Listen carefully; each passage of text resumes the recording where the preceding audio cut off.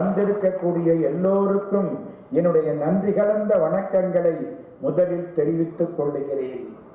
நம்முடைய பதிவாளர் செந்தில்ராஜன் அவர்கள் வரவேற்புரையில் பல செய்திகளை தெரிவித்தார்கள். துணைவேந்தர் ரவி அவர்கள் மிக அற்புதமாக அழகப்பரை பற்றி நமக்கு உரையாற்றி இருக்கிறார்கள்.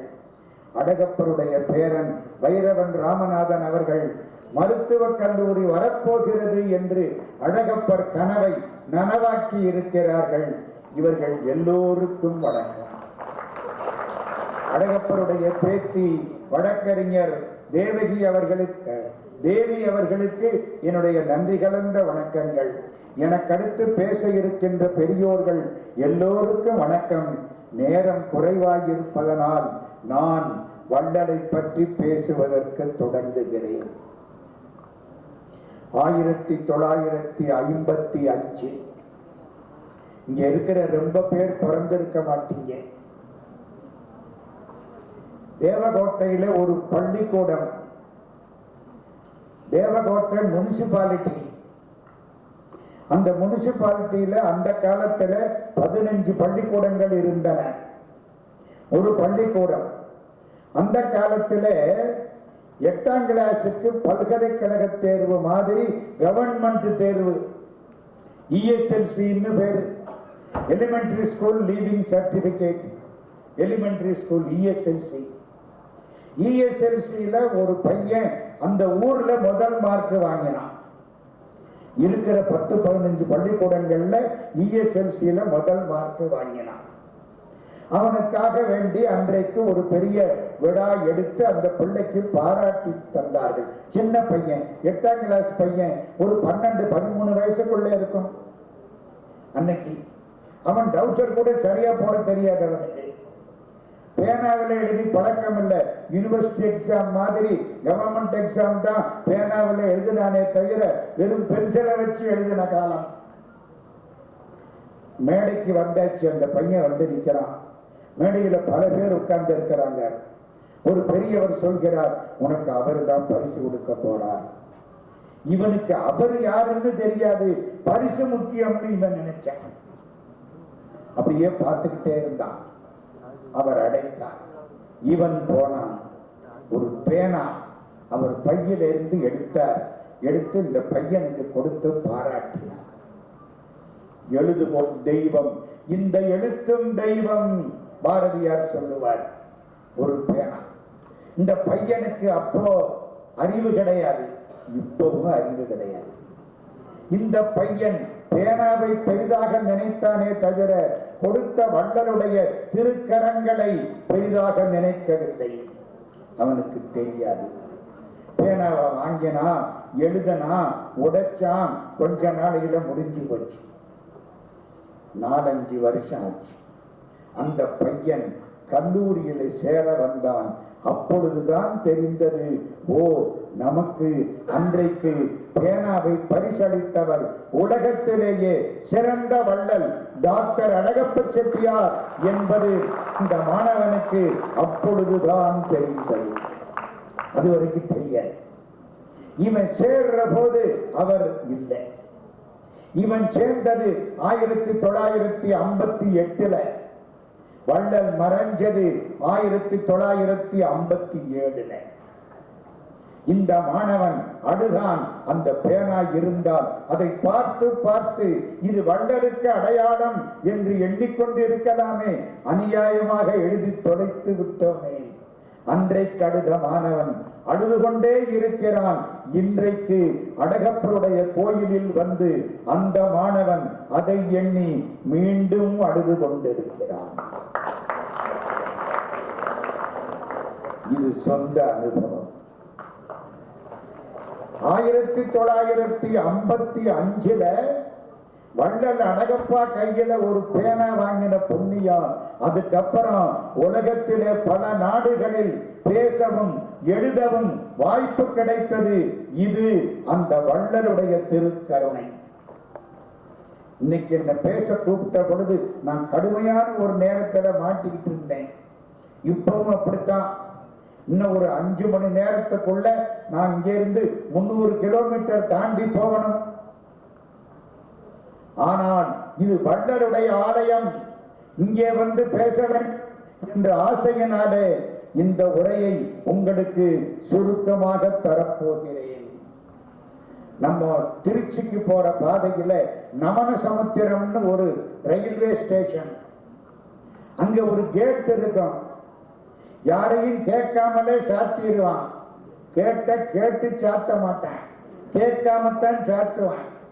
சாத்துனா ஒரு மணி நேரம் ஆகும். ரயில் நாற்றசம் போட்டே விட்டு புறப்பட்டு இருக்காது. நமனசமுத்திரம் கேட்டு சாத்தப்பட்டு இருக்கும். எல்லாருக்கும் வியாபாரம் நடக்கும். ஒரு கார், அந்த காரிலே ஒரு 4-5 பேர் வந்தார்கள். நமனசமுத்திரம் கேட்டு சாத்தியாச்சு. காருக்குள்ள யார் இருக்கா? டாக்டர் அழகப்ப செட்டியார். கூட வந்த 4-5 பேர். கேட்டு சாத்தியாச்சு. திருச்சி பக்கம் போகணும். கவலைப்படல, இறங்கினார். நல்ல வெயில் காலம். பார்த்தார், ஒரு அம்மா வெள்ளரிக்காய் வித்தா. வெள்ளரிக்காய் உடம்புக்கு ரொம்ப நல்லது, அவருக்கு ரொம்ப பிடிக்கும். இந்த வெள்ளரிக்காய் ஒண்ணு, இந்த கடலை ஒண்ணு, அதெல்லாம் வாங்கினதுக்கு பல சாட்சிகள் இருக்கின்றன. வெள்ளரிக்காய் வள்ளல் போனார். அந்த வெள்ளரிக்காய் காரிட்ட போய் ஒரு 4-5 வெள்ளரிக்காய் எடுத்தார். அவ பேசாம பார்த்துக்கிட்டே இருக்கான். எடுத்தாரா, இந்த காருக்குள்ள உள்ள 5-6 பேருக்கு ஆளுக்கு ஒரு வெள்ளரிக்காய் கொடுத்துட்டார். கொடுத்த உடனே அவர் பக்கத்துல போய் நிக்கிறார். உள்ளே இருந்து 100 ரூபாய் எடுத்தார். 1948 49 அப்ப 100 ரூபான்னா என் கணக்கு சரியா இருந்தா 3 பவுன் வாங்கிடலாம். இன்னைக்கு பயமா இருக்கு. பவுன் 1,10,000 12,000. எனக்கு தெரிய பவுன் 60 ரூபாய்க்கு வித்தது. நான் வாங்கல. அறிவு இருந்தா அப்பவே வாங்கி இருப்பேன், வாங்கல. அந்த காலம் 100 ரூபாய் கொடுத்தார். அவளுக்கு கை காலெல்லாம் ஆடி போச்சு. சாமி எல்லாம் 8 அணா தான். 8 அணா தெரியுமா? 50 பைசா. எங்க காலத்துல 16 அணா 1 ரூபா. சாமி எல்லாம் 8 அணா தான். 100 ரூபாய் கொடுத்தா நான் சில்லறைக்கு எங்க போவேன், நீயே வச்சுக்கோ. அவளுக்கு உலகம் சுத்திடுச்சு. இந்த நோட்டை எடுத்து உள்ளுக்க வச்சா. பெண்களுக்கே உரிய ஒரு பரிசு இருக்குல்ல, அந்த இடத்துல அப்படி வச்சுட்டா. 10 நிமிஷம் ஆச்சு, 15 நிமிஷம் ஆச்சு, இன்னும் கேட்டு திறக்கல. அவ கணவன் வந்தான். இவ என்ன அறிமா பண்ண? அவன் வர்றதுக்குள்ள இருந்த வெள்ளரிக்காய் எடுத்தான். வந்தவன் போனவன், அறிஞ்சவன் தெரிஞ்சவன், அங்க உட்கார்ந்தவன் இங்க உட்கார்ந்தவன் எல்லார்ட்டையும் ஆளுக்கு ஒவ்வொரு வெள்ளரிக்காய் கொடுத்து இருந்த வெள்ளரிக்காயை தீர்த்துட்டான். பைசா வாங்கல. கணவனுக்கு ஆச்சரியம். ஓடி வந்தான். இதென்ன எல்லா வெள்ளரிக்காயும் எடுத்து தானம் பண்றியே, இப்படி பண்றியே, ஏன்? அவ சொன்னா, மச்சான் அந்த கார்ல ஒருத்தர் உட்கார்ந்து இருக்காருல்ல, அவரு வெள்ளரிக்காய் வாங்கினாரு, 100 ரூபாய் கொடுத்தாரு, மிச்சம் நான் கொடுக்க முடியல, அவர் எனக்கே கொடுத்துட்டு போயிட்டாரு. அவர் கைப்பட்ட அந்த 100 ரூபாய் நோட்டை தொட்டனா எனக்கும் கொடுக்கணும்னு தோணி போச்சு. இதுதான் வன்மை. எனக்கும் கொடுக்கணும்னு தோணி போச்சு. எல்லாருக்கும் கொடுத்தேன். அந்த வள்ளலுக்கு பெயர் டாக்டர் அழகப்ப செட்டியார். பாரிவிழா நடத்துறார் குன்றக்குடி அடிகளார். இப்ப இருக்கிற பொன்னம்பல சுவாமிக்கு முந்தின அடிகளார் தெய்வ சிகாமணி பரமாச்சாரிய சுவாமிகள். பாரிவிழாவில் என்ன செய்யணும்? ஒரு தேர், முல்லை கொடி படர வெண்ணிலாவே, ஒரு முடிமன்னன் தேரின்றான் வெண்ணிலாவே. பாரி போற பொழுது முல்லை கொடி படர தேரை விட்டுட்டு போனானா இல்லையா? அதை நடிச்சு காட்டணும் அப்படின்னு ஆசை குன்னக்குடி சாமிக்கு. பரம்பு மலை, பிரான்மலை, அது அவங்களுக்கு உட்பட்டது. அங்கே பாரி விழா நடத்துறார். ஒரு புலவர், ஒரு புறவலர். புறவலர் யாரு? டாக்டர் அழகப்பா. புலவர் யாரு? தேப்போ மீனாட்சி சுந்தரனார். என்ன செய்யணும்? தேர்ல உட்கார வச்சு வள்ளல் தேர்ல வரணும். முல்லைக்கொடி மாதிரி புலவருக்கு பரிசு கொடுக்கணும். இப்படி திட்டம். குன்றக்குடி அடிகளார் வள்ளலை பார்த்து தேர்ல ஏறி உட்காருங்க. அழகப்பர் மறுத்து விட்டார். நான் பாரி வள்ளல் அல்ல, தேரில் உட்கார மாட்டேன். நடந்தே போனார். முடிஞ்சு அடுத்த வருஷம் பாரி விழா நடக்கவில்லை. அடிகளாரை கேட்டார்கள், ஏன் பாரி விழா நடக்கவில்லை? அடிகளார் சொன்னார், பாரி என்று சொல்வதற்கு தகுதி உள்ள ஒரே ஒருவர் இறந்து விட்டார், அதனால் பாரி விழா நடக்கவில்லை. யார் அவர்? வள்ளல் அழகப்பா. ஏரியை வென்றான் இடக்கொடையால், பாரியை வென்றான் மனைக்கொடையால், மாரியை வென்றான் மதிக்கொடையால். புரியுதா புரியலையா?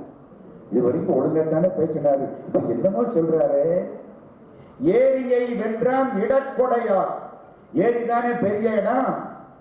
வள்ளல் கொடை கொடுத்ததுக்கு அப்புறம் ஏரி சுருங்கி போச்சான்.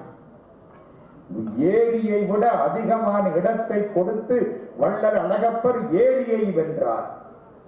மாரியை வென்றான் மதிக்கொடையான். இந்த மழை இருக்க எப்ப பெய்யணும்னு தெரியாது, எப்ப பெய்ய கூடாதுன்னு தெரியாது. பெய்தும் கெடுக்கும், பெய்யாமலும் கெடுக்கும். ஆனா வள்ளல் அப்படி இல்லை. யாருக்கு எப்பொழுது எதை கொடுக்க வேண்டுமோ அதை கொடுத்தார். அதனாலே மதிக்கொடையால் மாரியை வென்றான், பாரியை வென்றான். என்ன பாரிதானே சார் வள்ளல்? வள்ளல் பாரி. கடையேழு வள்ளல்களில் தலையானவன் பாரி. பாரிக்கு என்ன பெருமை? அவ்வளவு 300 ஊரு. பரம்பு மலையும் 300 ஊரும் சொந்தம். 300 ஊரையும் புலவர்களுக்கு வாரி கொடுத்தான். அந்த காலத்திலே புலவர்களுக்கு வறுமை அதிகம், புலமையும் அதிகம். இப்போ வறுமையும் போச்சு, புலமையும் போச்சு. அந்த காலம் வறுமை. புலவர்களுக்கு வாரி கொடுத்தான். 300 ஊரும் கொடுத்துட்டான். அவன் இருந்த பரம்பு மலையை கொடுக்கல, கடைசி வரைக்கும் கொடுக்கல. கபிலர் பாடுகிறார், யாமும் பாரியும் பரம்பும் உள்ளது. மற்ற எல்லாம் கொடுத்தது. 300 ஊர்த்தே தன் பரம்பு நன்னாடு, 300 ஊரும் புலவர்கள் கொண்டனர். யாரும் மிச்சம்? பரம்பும் நானும் பாரியும் மிச்சம். அப்போ தான் இருந்த மலையை பாரி கொடுக்கவில்லை, தான் இருந்த வீட்டை வள்ளல் அழகப்பர் கொடுத்து விட்டார். அதனாலே மனைக்கொடையால் பாரியை வென்றான். யாரு பாடுறார்?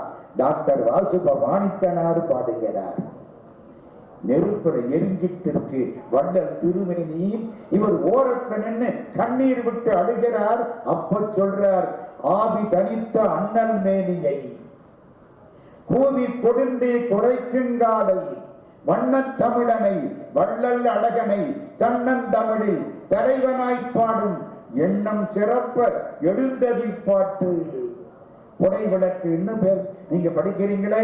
கோடி கொடுத்த கொடையன், குடியிருந்த வீடும் கொடுத்த விடிச்செல்வன், தேடியும் அள்ளி கொடுத்த அழகன், அறிவூட்டும் வெள்ளி விளக்கே விளக்கு.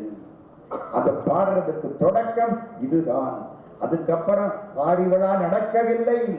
குமுதம் SAP அண்ணாமலை மிகச் சிறந்த நாவல் ஆசிரியர். நாவல் எல்லாம் அந்த காலத்துல அப்படி படிச்சேன். குமுதமும் கல்கண்டு எங்களுக்கு 2 கண்ணு மாதிரி.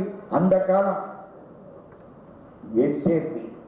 குமுதத்துக்கு கௌரவ ஆசிரியர் யார் தெரியுமா? வள்ளல் அழகப்பா கௌரவ ஆசிரியர். அழகப்பா மறைந்தார். கௌரவ ஆசிரியர்னு யாரையும் போடல. SAP அவர்களை கேட்டார்கள், ஏன் யாரையும் போடல? அவர் சொன்னார், குமுதத்துக்கு கௌரவ ஆசிரியராக இருக்கக்கூடிய தகுதி மிகுதியும் படைத்தவர் போய்விட்டார், இனிமேல் யாரை போடுவது? கல்கி பத்திரிகை 1957 எழுதியது. கல்கி என்ன எழுதியது தெரியுமா? இமயமலை விழுந்து விட்டால் அந்த இடத்தை எதை வைத்து நிரப்புவது? வள்ளல் அழகப்பர் மறைந்து விட்டால் அந்த இடத்தை யாரால் நிரப்ப முடியும்? என்ன கதை? உங்கள் கல்லூரி இல்லை, எங்கள் கல்லூரி. 4 வருஷம் இந்த கல்லூரியில் படித்தவன். 3/7/1947 1947 ஜூலை மாசம் 3ஆம் தேதி சென்னையிலே அன்னி பெசன்ட் அம்மையாருடைய 100ஆண்டு விழா. அன்னி பெசன்ட் அம்மையாருடைய 100ஆண்டு விழா சென்னையில் நடக்கிறது. மேலே துணைவேந்தர் ஏஎல் முதலியார் 25 வருஷத்துக்கு மேலே துணைவேந்தராக இருந்தவர். லட்சுமணசாமி முதலியார் மேடையில் இருக்கார். பல பேர் முன்னால உட்கார்ந்து இருக்கிறாங்க. என்னைக்கு தேதி சொன்னேன்? 47 ஜூலை 3ஆம் தேதி. சுதந்திரம் கிடைக்க போகுது. அடுத்த மாசம் சுதந்திரம் வரப்போகுது. ஏஎல் முதலியார் பேசுகிறார், நமக்கு கூடிய விரைவில் சுதந்திரம் கிடைத்துவிடும். ஏன் கிடைக்கல? மவுண்ட் பேட்டன் கொடுக்கிறதுக்கு தயார். மகாத்மா காந்தி இங்க தயங்குகிறார். ஏன்? யாரை பிரதமராக்குவது? முகமது அலி ஜின்னா நான் தான் வருவேங்கிறார். ஜவஹர்லால் நேரு நான் தான் வருவேங்கிறார்.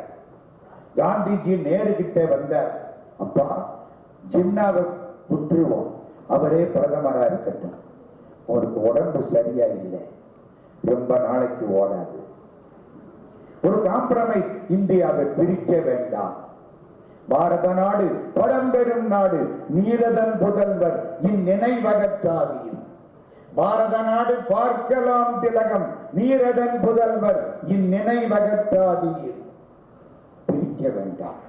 நேரு ஒத்துக்கல. தகராறு ஓடிட்டு பிரிக்க போறானா இல்லையான்னு தெரியல. ஜூலை மாசம் 3ஆம் தேதி ஏஎல் முதலியார் சொல்கிறார், விரைவில் நமக்கு சுதந்திரம் கிடைக்க போகிறது. அப்படி கிடைக்க போகும் சமயத்தில் நம்முடைய பக்கத்திலே தமிழ்நாட்டிலே, இன்னும் சொல்ல போனால் தென் தமிழ்நாட்டிலே பிள்ளைகளுக்கான கல்லூரிகள் கிடையாது. திருச்சிக்கு போகணும், மதுரைக்கு போகணும், பாளையங்கோட்டைக்கு போகணும், வேற எங்கேயும் கல்லூரி கிடையாது. காரைக்குடியில இல்ல, தேவகோட்டையில இல்ல, கோட்டையூர்ல இல்ல, பள்ளத்தூர்ல இல்ல, திருநெல்வேலிக்கு போகலாம் ஒரே ஒரு பழைய காலேஜ் இருக்கு, விருதுநகர்ல இல்ல, சிவகாசியில இல்ல, சாத்தூர்ல இல்ல, எங்கேயும் காலேஜ் கிடையாது. ஏஎல் முதலியார் சொல்கிறார், நீங்கள் பணக்காரர்கள் எப்படியாவது உங்கள் பகுதிகளில் கல்லூரிகளை கட்டுங்கள். வீடு உண்டு, மனை உண்டு செட்டி நாட்டில், ஆனால் கல்விக்கு கல்லூரிகள் கிடையாது. முதல்ல ஒருத்தர் உட்கார்ந்து இருக்கிறார், அவருக்கு வயசு 38. அவருக்கு வயசு 38. எந்திருக்கிறார், காரைக்குடியில் ஒரு கல்லூரியை நான் கட்டுகிறேன். யாருன்னு தெரியுதில்ல? 38 வயசு. 1947 வள்ளல் பிறந்தது 1909. 38 வயசு. ஓ சரி, நல்லது, தொடங்கிட்டார். அடுத்தாப்பல எம்எஸ்பி ராஜா, விருதுநகர், கோடீஸ்வரன், விருதுநகர்ல நான் ஒரு கல்லூரி கட்டுகிறேன். சந்தோஷம். 3வது சிவகங்கை ராஜா, ஆர்டிஎம் காலேஜ், ராஜா துரைசிங்கம் மெமோரியல் காலேஜ் நான் கட்டுகிறேன். வள்ளல் தொடங்கின உடனே 2 பேரும் சரி, நாங்க 3 காலேஜுக்கு ஏற்பாடு ஆயிடுச்சு.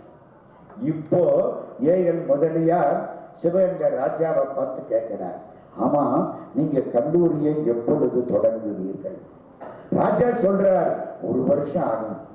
என்ன கல்லூரி என்ன வேடிக்கையா? புதுசா தொடங்கணும், 1 வருஷம் ஆகும், அடுத்த ஆண்டு. எம்எஸ்பி ராஜா, நீங்க எப்ப தொடங்குவீங்க? விக சென்னசன் காலேஜ், விருதுநகர், இந்து நாடார்களுக்கு பாத்தியப்பட்ட செந்தில் குமார நாடார் கல்லூரி, விக சென்னசன் காலேஜ், நீங்க எப்ப தொடங்குவீங்க? அடுத்த வருஷம் தொடங்குறேன். டாக்டர் செட்டியார், நீங்க எப்ப தொடங்குவீங்க? இந்த ஆண்டு கல்லூரி அடுத்த மாதம் தொடங்கப்படும். இதனால அப்படி ஒன்றே செய்க, அதுவும் நன்றே செய்க, அதுவும் இன்றே செய்க, அதுவும் இன்னே செய்க. புரியுதா புரியலையா? ஒன்றை செய்யுங்கள், நல்லதை செய்யுங்கள், இன்றைக்கு செய்யுங்கள், தப்பு இப்பவே செய்யுங்கள். நேரம் ஆனா மனசு மாறி போயிடும். கர்ணன் ஒருத்தன் கேள்விப்பட்டிருக்கா? என்ன சிவாஜி ஞாபகத்துக்கு வர்றாரா? கர்ணன் எண்ணெய் தேய்ச்சிட்டு இருக்கான். அந்த காலத்துல சனிக்கு சனி எண்ணெய் தேய்ச்சி குளிக்கிற கெட்ட வழக்கம் உண்டு. இப்பத்தான் அதை விட்டுட்டான். வெள்ளி கிண்ணம் எண்ணெய். பின்னால மனைவி, கர்ணன் மனைவி. கர்ணன் மனைவி ராஜகுமாரி, கர்ணன் தேரோட்டி மகன். அவளுக்கு மனசுக்குள்ள கவலை, எல்லாருக்கும் ராஜகுமாரர்கள் கணவர், எனக்கு ஒரு தேரோட்டி மகன் கணவன். சண்டை போட்டு கல்யாணம் பண்ணாங்க. அவளுக்கு ஒரு ஏக்கம் மனசுக்குள்ள. இப்போ கர்ணன் எண்ணெய் தேய்ச்சி குளிக்கிறான். அவ பின்னால நிற்கிறான். ஒரு அந்தணர் வர்றார், கர்ணனை பார்க்கிறார். எந்த இடத்துக்கு வேணாலும் போகலாம். கர்ணன் இல்லத்துல வந்து என்ன, ஒரு யாகம் பண்ணணும், பணம் வேணும். இடது கையில வெள்ளி கிண்ணம் வச்சிருந்தான், அப்படியே கொடுத்துட்டான். பின்னால மனைவி பார்த்துக்கிட்டு இருக்கிறான். அந்தணர் போயிட்டார். மனைவி சொல்றா, யாராவது வந்து கேட்டா வலது கையால இல்ல கொடுக்கணும், இடது கையினால கொடுக்கலாமா? வலது கையினாலதான் கொடுக்கணுங்கிறது சத்திரியனுக்கு இல்ல தெரியும்னா என்ன அர்த்தம்? இப்போ நாட்டிய சத்திரியன். நீ யாரு? தேரோட்டி மகன். இந்த குத்துறது அப்பவே ஆரம்பிச்சிருச்சு. என்ன சொன்னா அது சத்திரியனுக்கு இல்ல தெரியும்னா.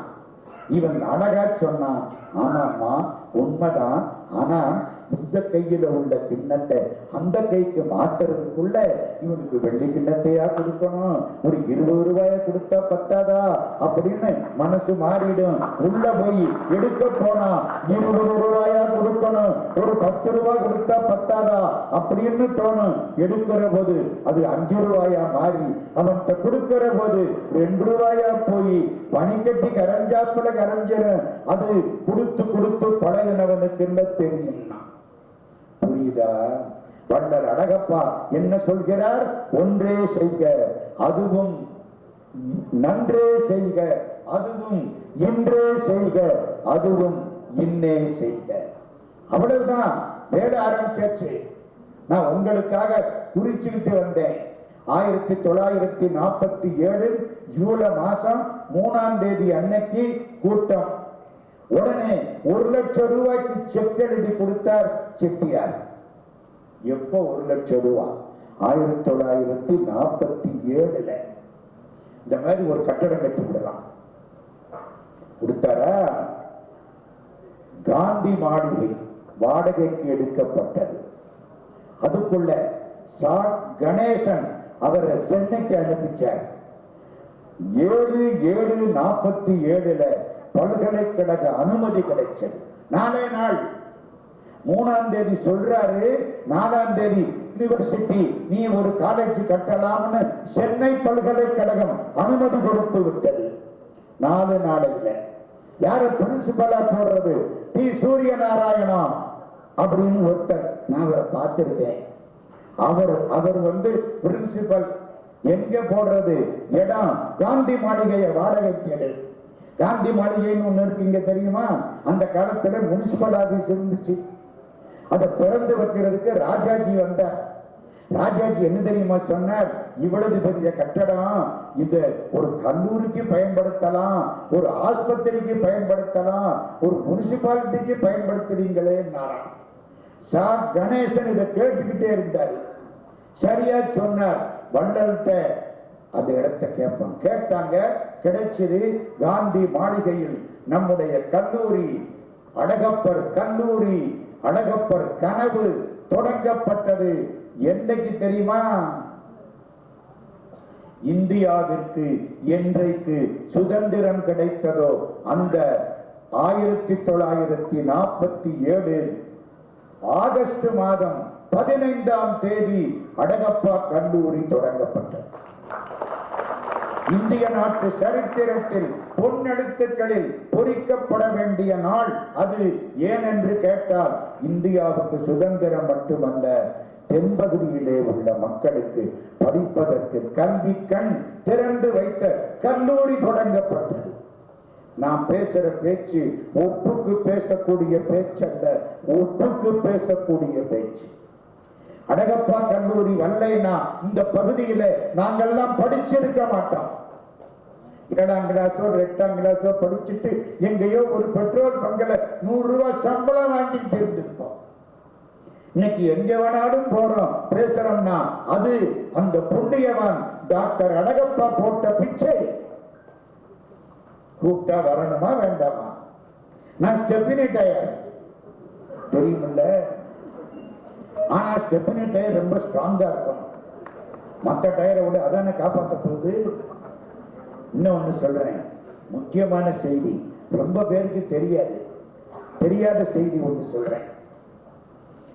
கல்லூரி ஆரம்பிக்கணும்னு திட்டம் போட்டாரா, பத்திரிகையில விளம்பரம் போயிடுச்சு. என்ன விளம்பரம் தெரியுமா? அழகப்பா கல்லூரியில் விரிவுரை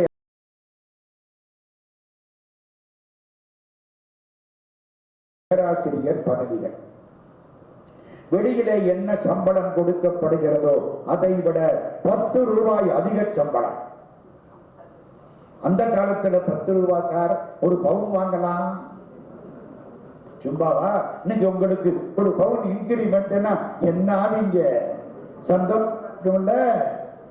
ஒரு பவுன் அந்த காலம் 10 ரூபாய் இன்கிரிமெண்ட், 10 ரூபாய் கூட எல்லாரும் அப்ளை பண்ணாங்க. அந்த காலத்துல தமிழுக்கு ப்ரொஃபசர் போஸ்ட் கிடையாது, ஒன்லி லெக்சரர். விரிவுரையாளர் பதவி உண்டே தவிர பேராசிரியர் பதவி தமிழுக்கு கிடையாது. தமிழ் தானே அப்படின்னு விட்டுட்டாங்க. இப்போ தமிழுக்கு விரிவுரையாளர் பதவிக்கு முத்துசிவன் ஒருத்தர், கேள்விப்பட்டிருக்கீங்களா? திருநெல்வேலிக்காரர், அருமையாய் தமிழ் படித்தவர், கவிதைன்னு எழுதுறார். கவிதை என்பது எப்படி இருக்குன்னு தெரியுமா? கவிதை என்பது கைக்குள் அடங்காத கண்ணி, அது விண்ணகத்தே ஏறும், மண்ணோக்கி தாடும், தன்னமுத பாட்டி செய்க்கும், தாரகையின் ஊடு செல்லும், காணாதன காட்டும், கருதாதன கருதுவிக்கும், கல்லை கனியாக்கும், கடும் நஞ்சை அமுதாக்கும், கோடி வளஞ்சேர்க்கும், கோபுரத்தில் பொன் சேர்க்கும், எதனையும் அகல பார்க்கும், ஆட நோக்கும், அது இருளை ஓட்டும் இரவி, எழிலை ஊட்டும் சுரவி, தோண்ட தோண்ட சுரக்கும், சுரக்க சுரக்க இனிக்கும். இது முத்துசிவன். எனக்கு ஒரு பெரிய மகிழ்ச்சி என்ன தெரியுமா? 1961ஆம் ஆண்டு பாரதிதாசன் தலைமையிலே நான் கவியரங்கத்தில் தேவகோட்டையில் பாடினேன். 1962 கவிஞர் முடியரசன் தலைமையில் அழகப்பா கல்லூரியில் பாடக்கூடிய வாய்ப்பு கிடைத்தது. நான் தமிழ் படிக்காதவன். நான் படிச்சது கூட accountancy, income tax, costing, auditing. Gurumurthy சரிதானா? அவர் நம்ம மாணவர், நம்முடைய ரொம்ப பெரிய மாணவர், மிகச் சிறந்த மாணவர். நான் படிச்சது போல அதாங்க. ஐந்தவையும் வியாபார கணக்கும், இங்கே அடுக்கடுக்கா ஏடுகளும், வங்கி ரொக்கம், முந்தைய நாள் போட்ட முதல் எடுப்பு, வட்டி, முன் செலுத்தும் செலவுகளை படித்திடாமல், அதை படித்ததல்லால் செந்தமிழை ஒருபோதும் படித்திடாதவன். எப்போ? அந்த காலம். கவிதை எதுக்கு சொல்ல வந்தேன் தெரியுமா?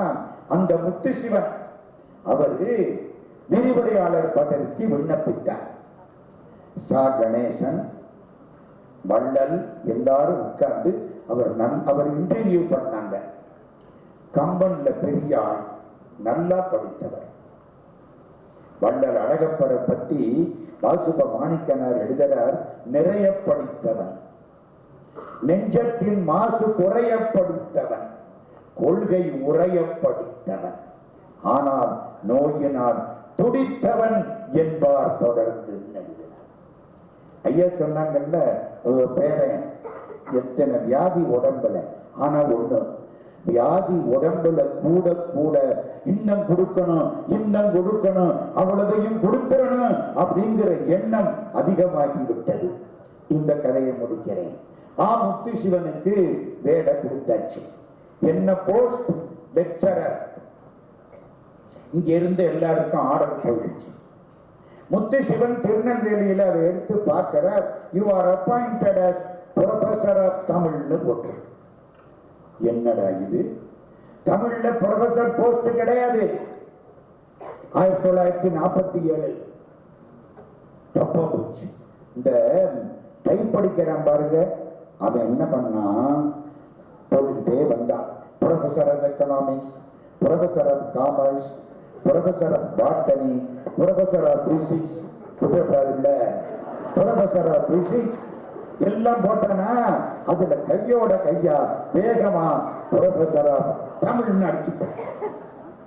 இப்படி தூக்கி தூக்கி கையெழுத்து போட்டாரா டாக்டர் அழகப்பா. அதை பார்க்காம கையெழுத்த போட்டுவிட்டார். இந்த கதை உங்களுக்கு தெரியுமா தெரியாதா?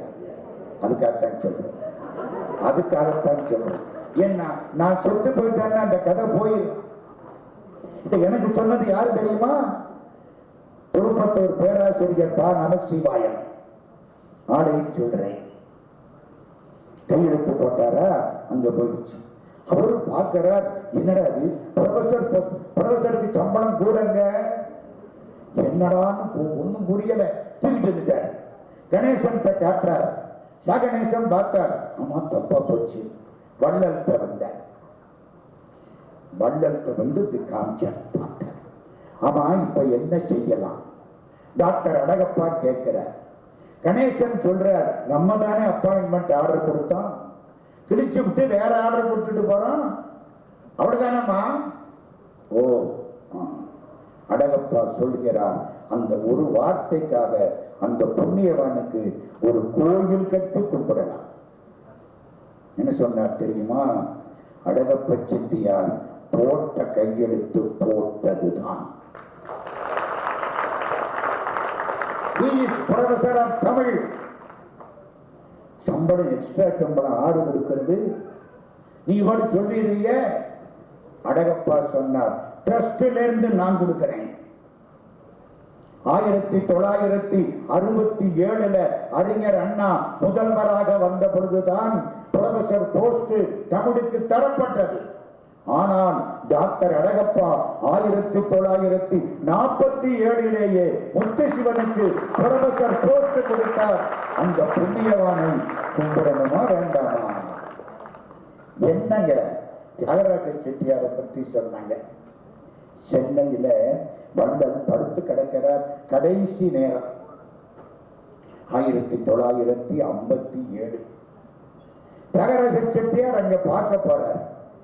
தியாகராஜ செட்டியாரோட அவருடைய நண்பர் அவரு ராமாச்சாரி, CS ராமாச்சாரி, 2 பேரும் போறாங்க. அப்படி படுத்து கிடக்கிறார் வள்ளல். பேசினாங்க, வெளியில வந்தாங்க. தியாகராஜ செட்டியார் சொல்றார், கோடீஸ்வரன் அவ்வளவையும் காலேஜுக்குன்னு கொடுத்துட்டார். ரிட்ஸ் ஹோட்டல் வாங்கினாரு, அது யாருக்கு? வேறனுக்கா பேத்திக்கா? காலேஜுக்கு. அவ்வளவு இருந்த வீடு காலேஜுக்கு. எல்லாத்தையும் கொடுத்துட்டு இப்படி படுத்து கிடக்கிறாரு. கடைசி தியாகராஜ செட்டியாருக்கு கண்ணீர் வருது. ஒரு செக் எழுதினார் 7000 ரூபாய்க்கு. 57 செக் எழுதி, ராமாச்சாரி இதை கொண்டு போங்க, அவர்கிட்ட கொடுக்கப்படாது, அவருக்கு கொடுக்கிற தகுதி நமக்கு கிடையாது, அது கொடுத்து சிவந்த கொடைக்கரம், நாம் கொடுக்கப்படாது.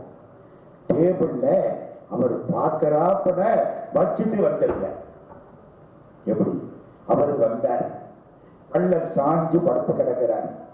வேப்பேரி இல்லமோ என்னமோ அதுக்கு பேரு, அந்த பகுதி புரசவாக்கத்தை ஒட்டி. புரசவாக்கத்துல செட்டியாருக்கு அவ்வளவு சொத்து. இன்னைக்கு அந்த தெரு பேரெல்லாம் பாத்தீங்கன்னா செட்டியாருடைய குடும்பத்து பேர் இருக்கு. இன்னைக்கும் எல்லாம் காலேஜுக்கு விட்டாச்சு. அவர் வந்தார் ராமாச்சாரி, இப்படி பார்த்தார், இவர் நிமிர்ந்தார், இந்த செக்கை அப்படி டேபிள்ல வச்சுட்டு போயிட்டார். அழகப்பா சிரிச்சுக்கிட்டார். அரை மணி நேரம் ஆச்சு.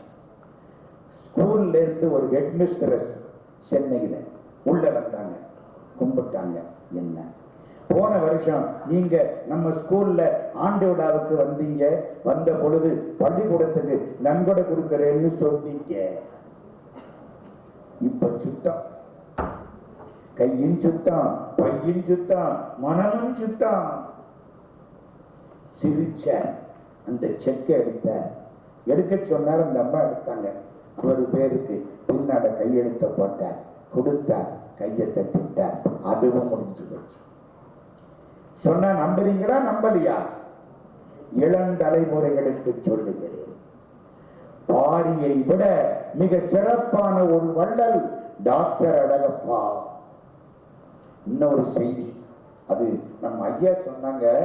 இப்ப அந்த செய்தியை நான் கொஞ்சம் எனக்கு பல பேர் சொன்னதை வைத்து சொல்லுகிறேன். 1949 ஜூலை மாசம் 25ஆம் தேதி கல்லூரி ஆரம்பிச்சு 2 வருஷம் ஆச்சு கிட்டத்தட்ட. ஒரு தகவல் வருது. அந்த தகவலை பார்க்கிறார் டாக்டர் செட்டியார்.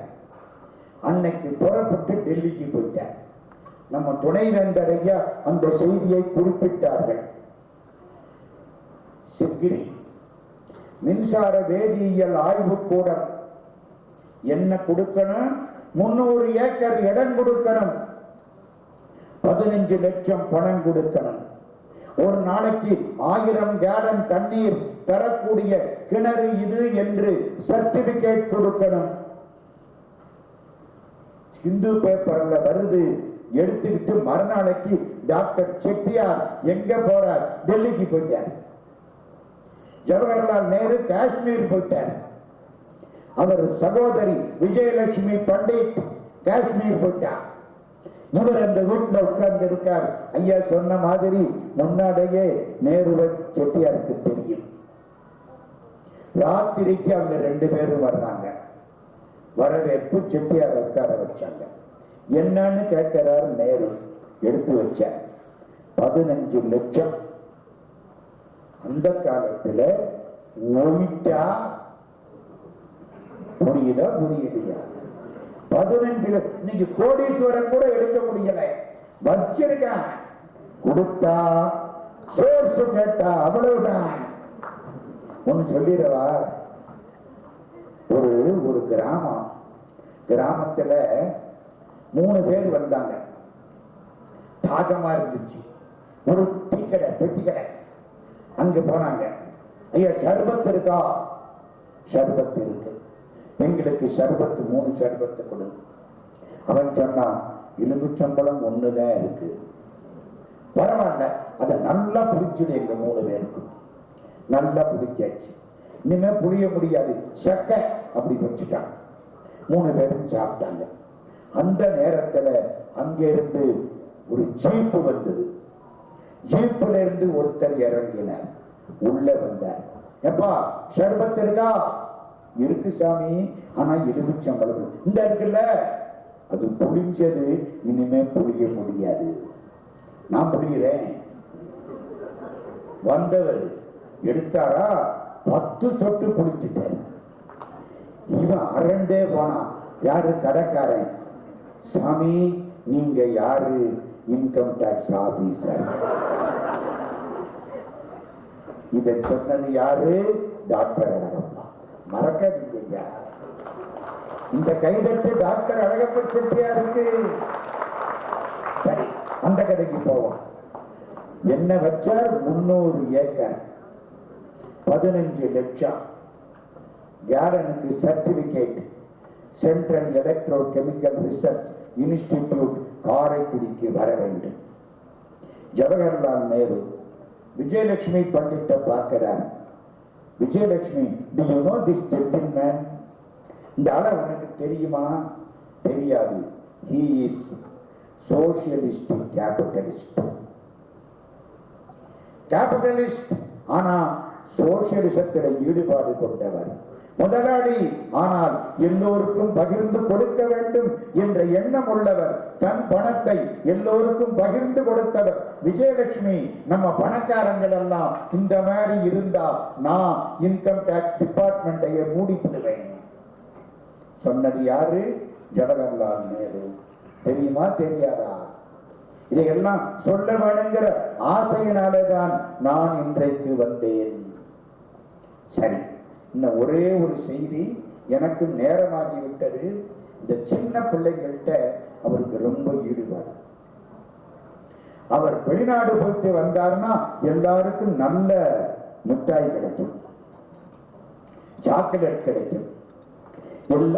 அவர் சாஞ்சி படுத்திருப்பார். எல்லாம் ஒன்னா வரணும், பேர் சொல்லணும், ஊர் சொல்லணும். செட்டியார் சிரிச்சபடி கேட்டுக்கிட்டே இருப்பார். எல்லாம் போயிடுவாங்க. மாண்டிசோரிக்கு பேரு போவார். பிள்ளைகளோட பிள்ளையா உட்கார்ந்துடுவார். என்ன கேட்பார் தெரியுமா? ஒரு மாட்டு வண்டி படத்தை காட்டுவார். இது என்னடா? இந்த பையன் மாட்டு வண்டி, சின்ன பையன். அப்புறம் குதிரை வண்டி. இது என்னடா? குதிரை வண்டி. கப்பலை காட்டுவார். இது என்னடா? கப்பல் வண்டி. அந்த பையன் சிரிப்பார். என்னங்க குழந்தையோட குழந்தை சாகிறதுக்கு முன்னால, நல்லா கேட்குறீங்க, சாகிறதுக்கு முன்னால காரைக்குடிக்கு வர ஸ்ட்ரெச்சர்ல ஒரு கால் விழுந்துருச்சு, ஸ்ட்ரெச்சர்ல வர. இங்க உள்ள சிவன் கோயில் உள்ள போய் ஸ்ட்ரெச்சர்ல வச்சு தள்ளிக்கிட்டே வர்றாங்க. எல்லாம் கும்பிடுறார். காலையில எந்திரிச்சா சந்தன போட்டு குங்குமம். அவருக்கு பிடிச்ச பாட்டு என்ன தெரியுமா?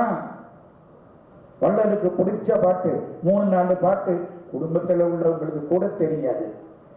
யார்? அப்ப உங்களுக்கு எப்படி சார் தெரியும்? கேட்குறீங்களா இல்லையா? பேராசிரியர் குழந்தநாதன் எழுதுகிறார்.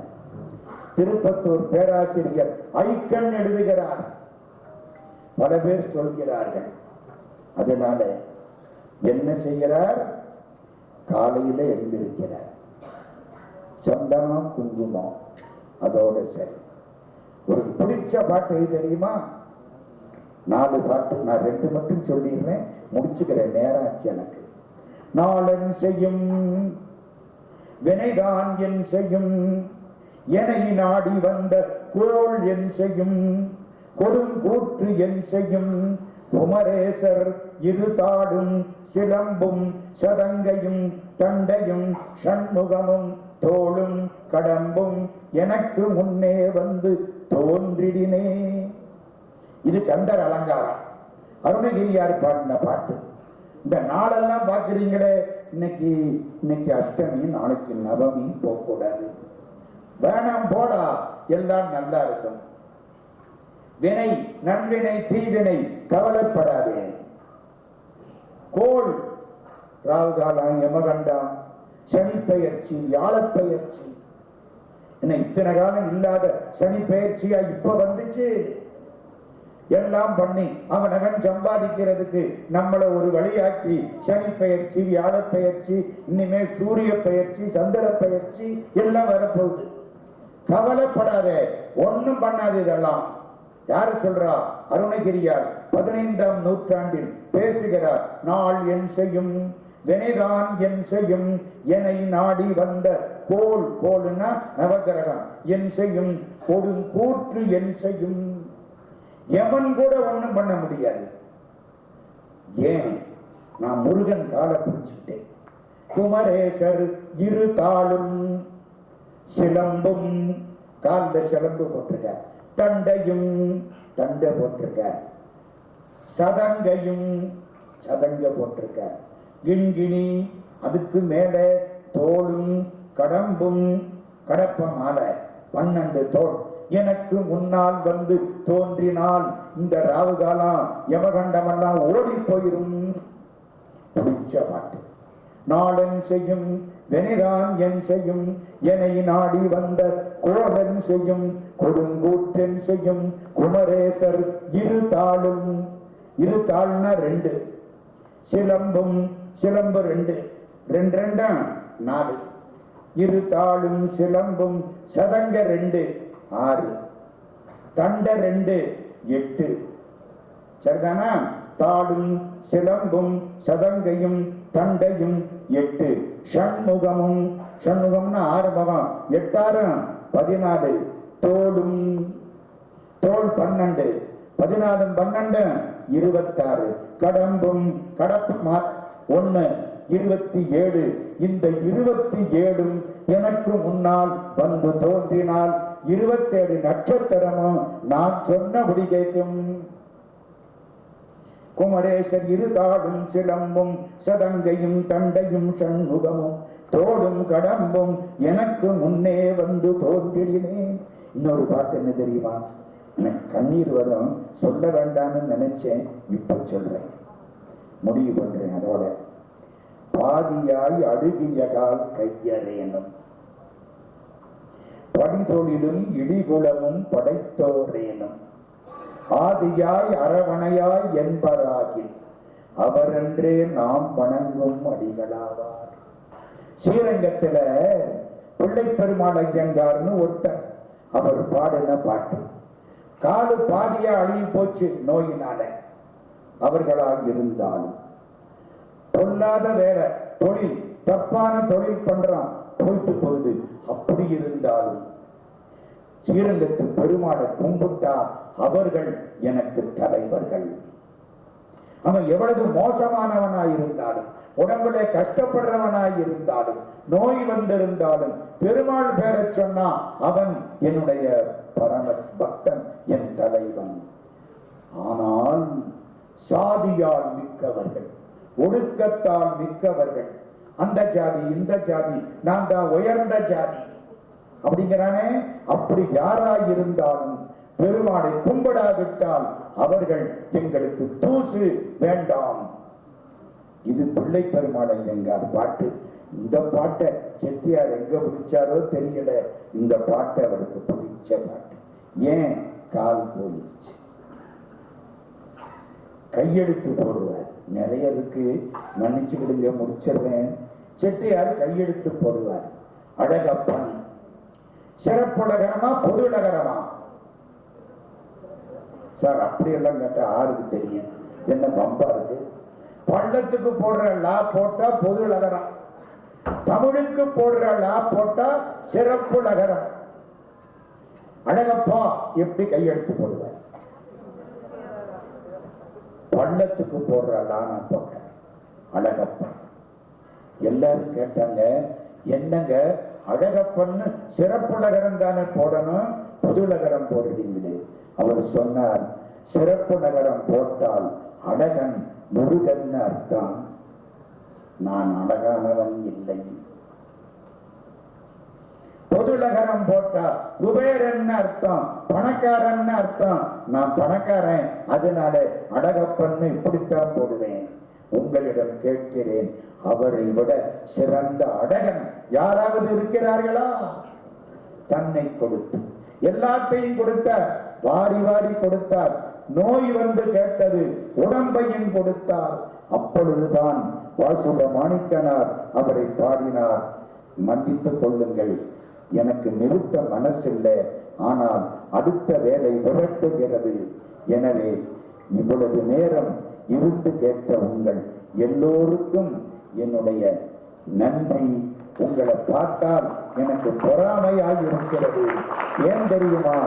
வள்ளல் பெயரால் நடக்கக்கூடிய ஒரு பல்கலைக்கழகத்துக்கு நீங்கள் அத்தனை பேரும் தூணாயிருந்து எதை செய்ய வேண்டும் என்று அவர் நினைத்தாரோ அதை செய்து கொண்டிருக்கிறீர்கள். இந்த வாய்ப்பு உங்களுக்கு கிடைத்திருக்கிறது. உங்கள் வாழ்க்கையில் நீங்கள் பெற்ற பெரும் பேறு இது. அதை பார்த்து பொறாமையாயிருக்கிறது என்பதை சொல்லி வண்ண தமிழனை, வள்ளல் அழகனை வணங்கி, இந்த மாதிரி ஒரு பிறவி இனிமேல் கிடைக்காது. வல்லபாய் படேல் அழகப்ப செட்டியாரை பாராட்டி கடுதாசி எழுதினார். ஹைதராபாத் நிஜாம், ஹைதராபாத் தனிங்கிறான், அங்கங்க தனித்தனியா போகுது, இந்தியாவை பிரிக்கிறாப்புல ஆக போகுது. 56 தேசம் ஒன்னாக்க முடியல. நேரு பேசாம இருக்க. வல்லபாய் படேல் என்ன பண்ணார் தெரியுமா? எல்லா இடத்துக்கும் ராணுவத்தை அனுப்பிச்சார். எல்லாத்தையும் இந்தியாவோட சேர்த்து விட்டார். இன்னைக்கு இந்தியன் யூனியன் அப்படின்னு சொல்றீங்களே, நான் வெளிநாட்டுக்கெல்லாம் போய் சுத்துறேன். முந்தி இந்தியாவுக்கு இல்லாத பெருமை இப்பொழுது இந்தியாவுக்கு வந்திருக்கிறது. ஒற்றை இந்தியா, ஒரே இந்தியா சாதித்தது வல்லபாய் படேல். அவர் யாரை பாராட்டுகிறார்? டாக்டர் அழகப்ப செட்டியாரை பாராட்டுகிறார். ஏன்? Jupiter Airways. செட்டியார் பிளேன் ஓட்ட கத்துக்கிட்டது மட்டுமல்ல, பிளேன் வச்சு ஓட்டவும் செய்தவர். ஜூபிட்டர் ஏர்வேஸில் இருந்து விமானங்கள் சென்றன. ராணுவ வீரர்கள் இந்தியா முழுவதும் சென்றார்கள். இந்தியா ஒரே தேசமாயிற்று. இதற்கு காரணம் டாக்டர் அழகப்பா என்று படேல் பாராட்டினார். போதும், நான் எத்தனையோ ஞாபகம். அவர் நினைச்சா அவ்வளவு செய்திகள். மன்னித்துக் கொள்ளுங்கள், நேரம் அதிகமாகிவிட்டது. இருந்து கேட்ட எல்லோருக்கும் நன்றியை தெரிவித்து, உங்களுக்கெல்லாம் துணைவேந்தருக்கு 99% நன்றி. கேட்ட உங்களுக்கு 99.5% நன்றி. வராமல் இருந்து எனக்கு வாய்ப்பு கொடுத்த மதுக்கூர் ராமலிங்கத்துக்கு 100% நன்றி. என்னையும் ஒருவனாக்கி இரும் கடல் சென்னியில் வைத்த சேவக போற்றி என்ற திருவாசகத்தை நினைவு செய்யும். நெஞ்சத்தே நின்று நிறைவு தரும் மீனாட்சி கஞ்சமலர் சேவடிக்கு கைகூப்பி தெண்டனிட்டு அழகப்பர் பணியில் ஈடுபட்டிருக்கக்கூடிய அத்தனை பேருடைய திருவடி மணலையும் என் தலைமேல் ஏற்று இந்த உரையை நிறைவு செய்கிறேன். நன்றி, வணக்கம்.